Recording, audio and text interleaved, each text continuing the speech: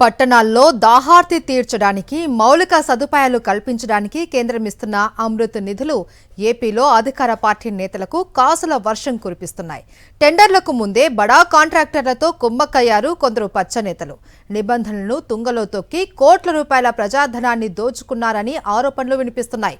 అమృత్ 2.0 పనుల్లో సాగిన ఈ సిండికేట్ దందా వెనుక ఉన్న అసలు కథ ఏంటి? Let's watch the story. ఏపీలో 2019 నుంచి 2024 మధ్య టెండర్ల వ్యవస్థకు వైఎస్ఆర్సీపీ ప్రభుత్వం జీవం పోసి పారదర్శకతకు పెద్దపీట వేసింది. కానీ చంద్రబాబు సర్కార్ అధికారంలోకి వచ్చిన వెంటనే వాటిని రద్దు చేసి టెండర్ల వ్యవస్థను 2014 నుంచి 2019 తరహాలో నీరుగారుస్తోంది.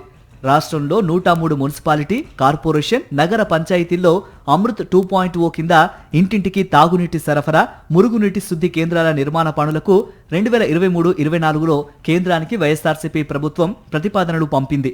వాటికి నిధులు విడుదల చేసేందుకు కేంద్రం ఆమోదించడంతో పాటు పనులకు 2023-24లోనే టెండర్ల ప్రక్రియ కూడా పూర్తయింది. చంద్రబాబు ప్రభుత్వం అధికారంలోకి రాగానే అమృత్ 2.0 కింద వైఎస్ఆర్సీపీ హయాంలో చేపట్టిన పనుల టెండర్లను రద్దు చేసింది. 77 కార్పొరేషన్, మున్సిపాలిటీ, నగర పంచాయతీలను 9 ప్యాకేజీలుగా విభజించి చామ్ విధానంలో గత ఏడాది జూన్లో వేర్వేరుగా టెండర్లు నోటిఫికేషన్లు జారీ చేసింది.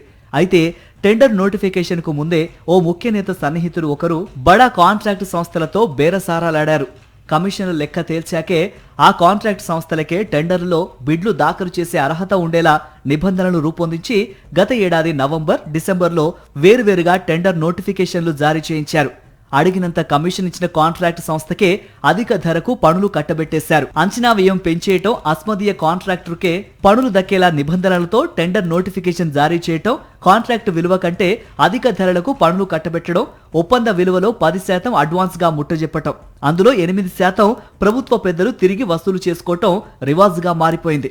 ఇదే పద్ధతిని అమృత్ 2.0 టెండర్లలోనూ అనుసరించారని ఇంజనీరింగ్ వర్గాలు చెబుతున్నాయి.